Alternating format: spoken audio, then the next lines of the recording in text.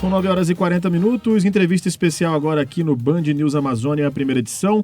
A gente vai falar um pouquinho agora sobre algumas regras eleitorais, né? Algumas dúvidas surgiram, a gente trouxe já esse assunto em relação à minuta, né, do TSE, que foi discutida, que estava sendo debatida junto à sociedade, inclusive, mas a gente tem acompanhado algumas postagens, alguns questionamentos que são feitos pela população sobre o que pode e o que não pode, por exemplo, de agentes públicos que vão concorrer à reeleição, de agentes públicos que estão aí buscando o seu espaço nessa corrida eleitoral.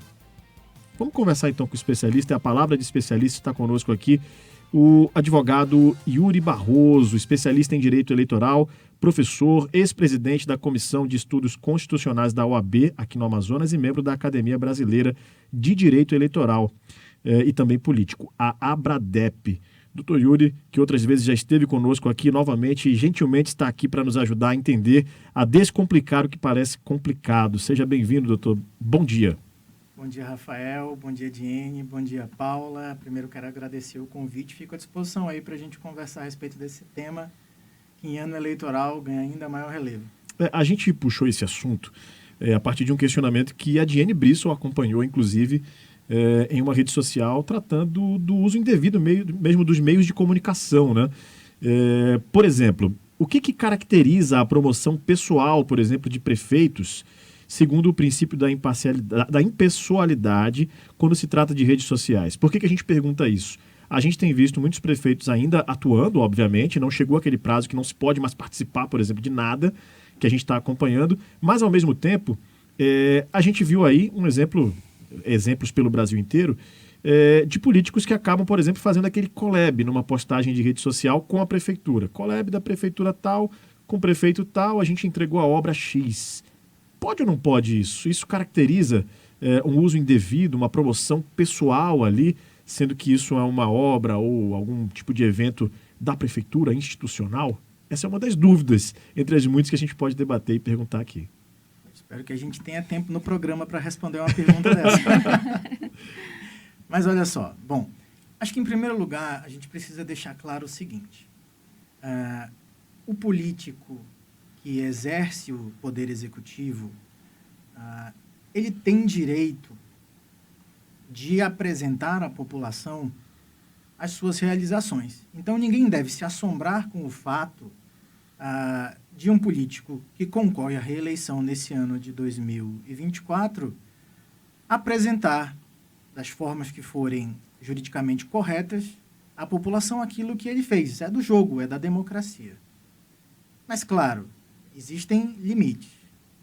Outra coisa que eu acho que a gente precisa também deixar claro como ponto de partida dessa discussão é o seguinte, é que a Constituição ela determina que o poder público preste à sociedade informações de interesse particular das pessoas e informações de interesse geral ou coletivo.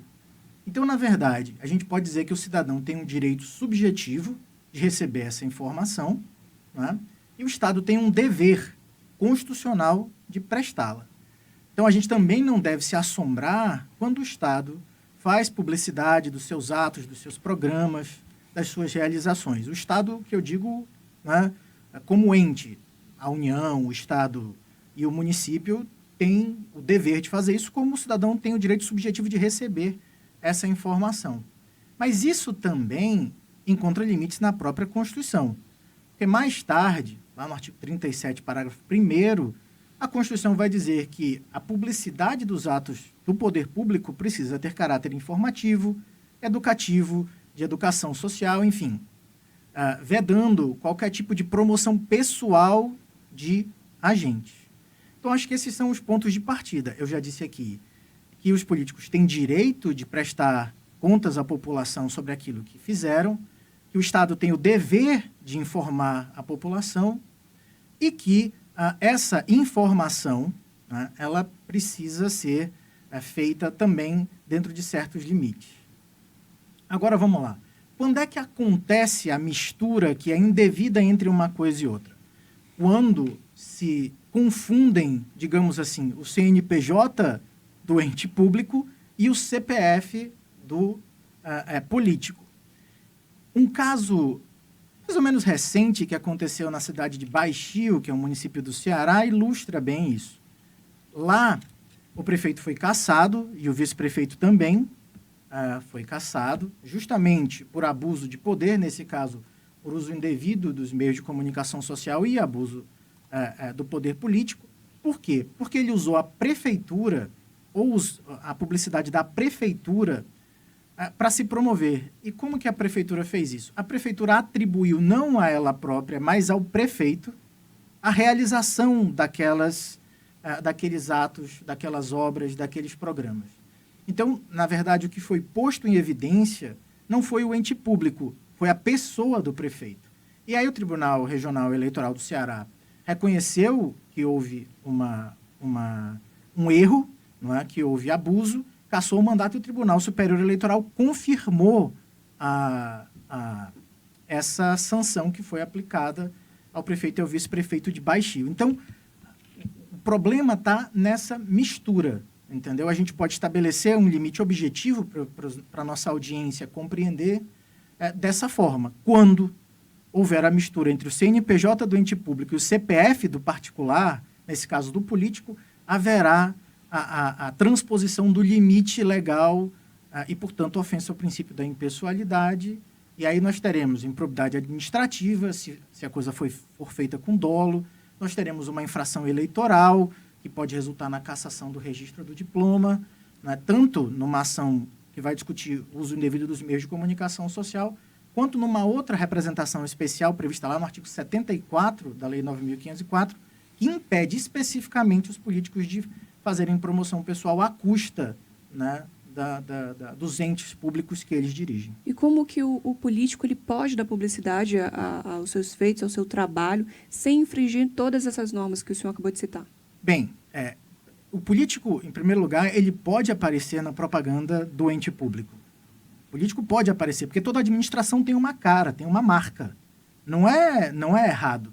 Da mesma maneira que um partido pode escolher um filiado proeminente para fazer propaganda dele próprio, a prefeitura pode colocar ali a figura do político, ou o governo do estado, ou a União pode colocar a figura do político, mas o que precisa ficar claro é que a proeminência é da União, do estado ou do município. Agora, uma forma segura do político fazer isso é ele usar seus mecanismos próprios de promoção pessoal, como, por exemplo, as redes sociais. Eu tenho um caso específico que é interessante, é um caso do escritório que foi defendido nas eleições de 2018, em que foram propostas diversas ações contra os secretários do então governador amazonino, porque disseram que eles estavam fazendo publicidade institucional nos perfis pessoais deles.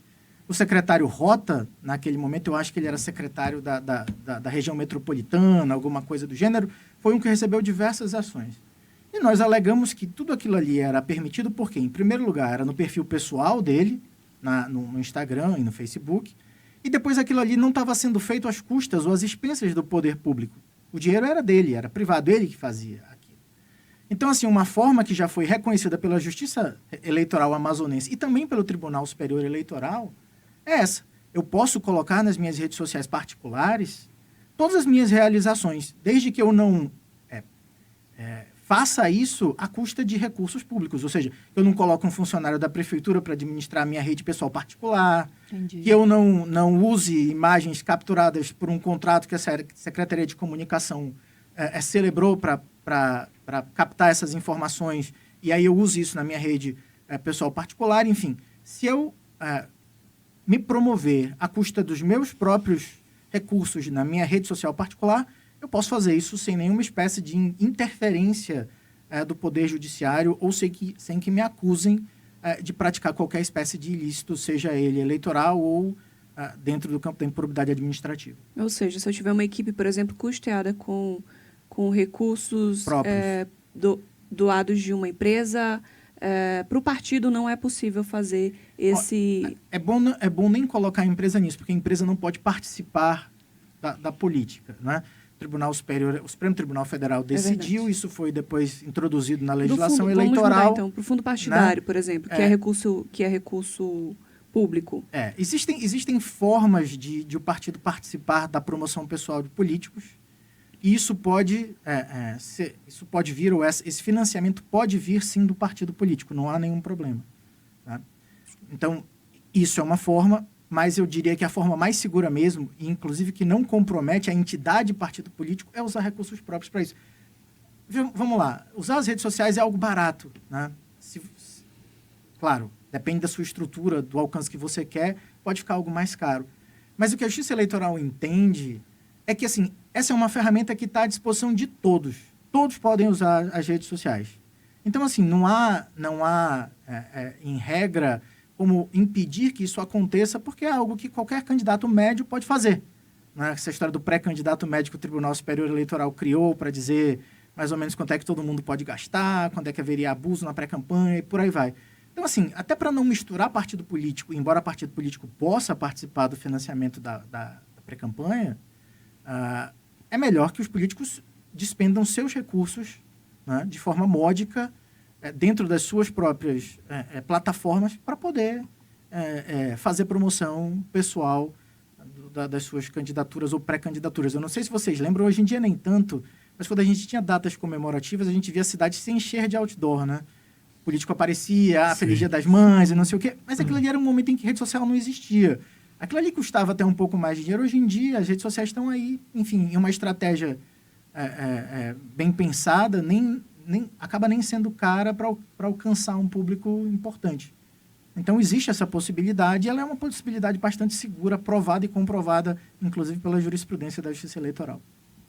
Doutor Yuri Dantas, a legislação, ela prevê prazos para custeio da comunicação, né? Principalmente em relação às prefeituras. Elas têm prazos no sentido de cronogramas que impõem limites para esses gastos. Aí eu queria que o senhor pudesse falar, justamente até para orientar os gestores que estão nos ouvindo e também para ajudar a população a fiscalizar. Parece-me que até junho que eles podem gastar com comunicação um percentual do que eles gastaram nos últimos 4 anos. Aí eu queria que o senhor pudesse explicar isso para a gente. Existe sim um limite estabelecido pela legislação eleitoral para fazer publicidade institucional. E como você bem colocou, só é possível gastar com publicidade institucional no ano do pleito dentro do primeiro semestre. E existe também um valor, um quantitativo que pode ser gasto. E aí, o que diz a legislação eleitoral é que isso é a média dos últimos 4 primeiros semestres dos últimos anos, né? Para ser redundante. Então, a média que pode ser gasta no primeiro semestre desse ano é aquilo que foi gasto nos últimos, é aquilo que é conformado, não é, pelos últimos 3 anos, melhor dizendo, desculpa, do mandato. Não são 4, são 3. Então, esse é o quantitativo. Agora, tem uma outra coisa que é preciso ficar dita nessa história, porque quem entende de despesa pública sabe que a despesa pública tem várias fases. Como chama? Tem o empenho, tem isso, tem aquilo. E o que é gasto? O gasto é aquilo que se entende por liquidado. É quando existe a obrigação, quando o empenho, na verdade, é uma reserva de dinheiro, né? Para determinada finalidade. A liquidação não. A liquidação, ela gera uma obrigação para o devedor e gera também um crédito para o credor daquele valor. Então, tudo aquilo que foi liquidado nos 3 primeiros semestres anteriores ao ano da eleição vão conformar a média daquilo que pode ser liquidado no primeiro semestre do ano da eleição. No segundo semestre, esse gasto é proibido, né? A não ser que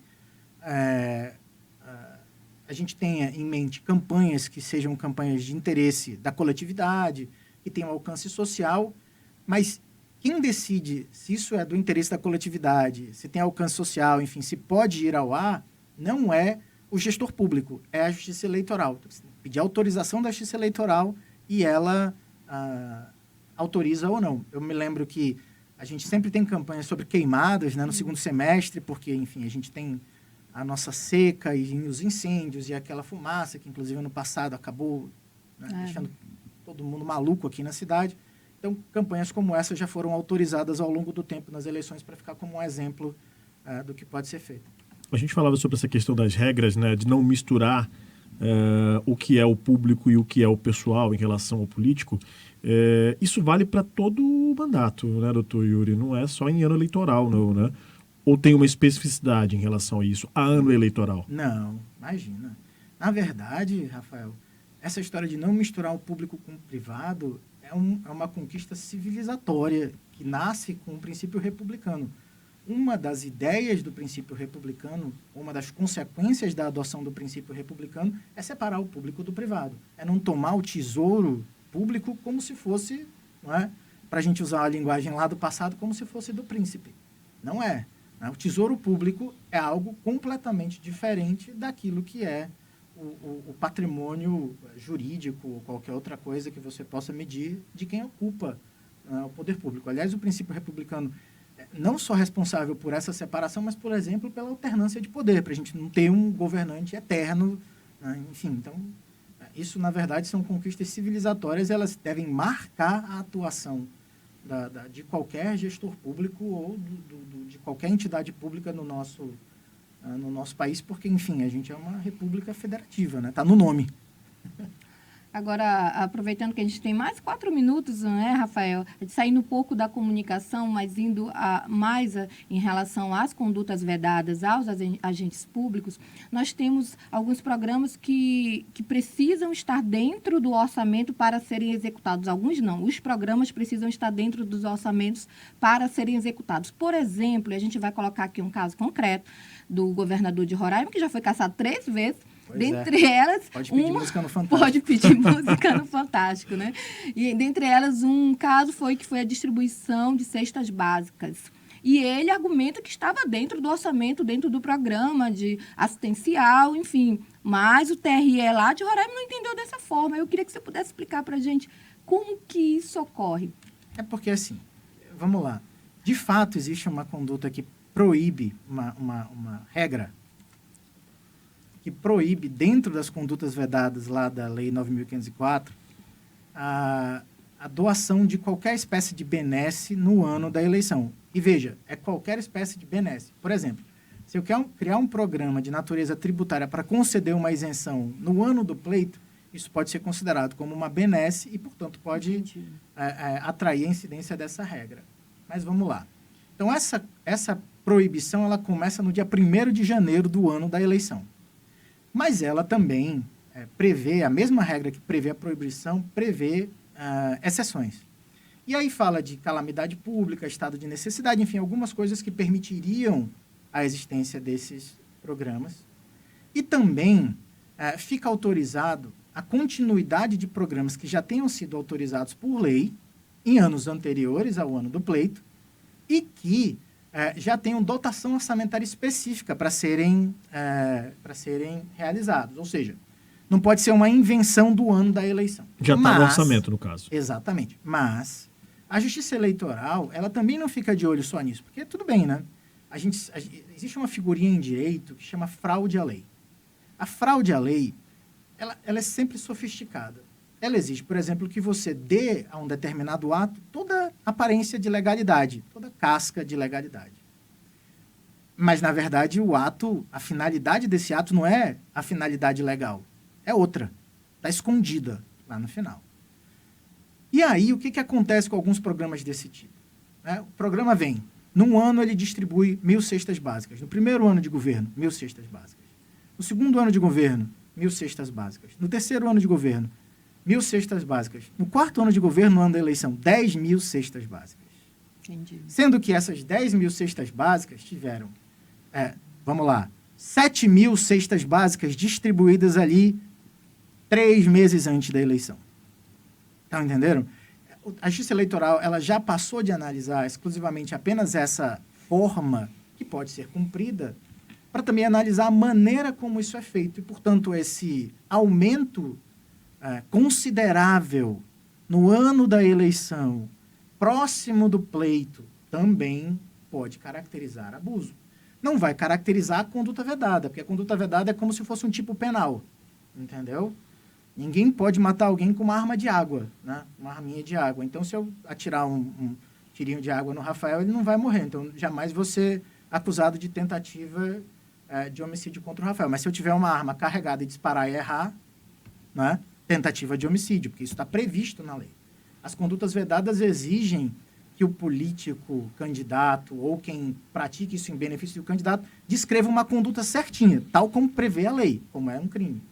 Mas isso certamente seria apreciado como um abuso de poder, que é uma coisa mais aberta, né? É passível de análise permite que a gente analise os fatos, analise as consequências, analise o impacto daquilo na eleição e, portanto, que o juiz feche a regrinha final, que a gente chama de norma de decisão, a regrinha final para determinar se o sujeito cometeu ou não um ilícito que pode levá-lo a perder o registro ou o diploma. Então não fica só nessa coisa da forma, não. A Justiça Eleitoral já passou para além dessa análise. São muitas e muitas regras, são muitos e muitos detalhes que a gente voltar. ajudou aqui a pelo menos mesmo. levar alguns desses esclarecimentos com a ajuda aqui do Dr. Yuri Dantas, que gentilmente veio mais uma vez conosco aqui na Band News Difusora para explicar isso para os nossos ouvintes. Eu até registro aqui que o nosso amigo Daniel Menezes, por exemplo, vocês da Band News estão mandando muito bem. Um abraço para vocês aí, ou seja, estão gostando do conteúdo que a gente está trazendo, do esclarecimento que a gente está trazendo, principalmente em relação ao ano eleitoral. Essa entrevista com o Dr. Yuri Dantas, logo mais, vai estar disponível no nosso site, bandnewsdifusora.com.br, no nosso canal no YouTube também, Band News Difusora, para você acompanhar quando quiser e distribuir também nos seus grupos aí para trazer mais esclarecimento. E já fica o convite para uma nova, para a gente trazer mais detalhes aí, tá bom, doutor? Obrigado. Eu agradeço, estou às ordens.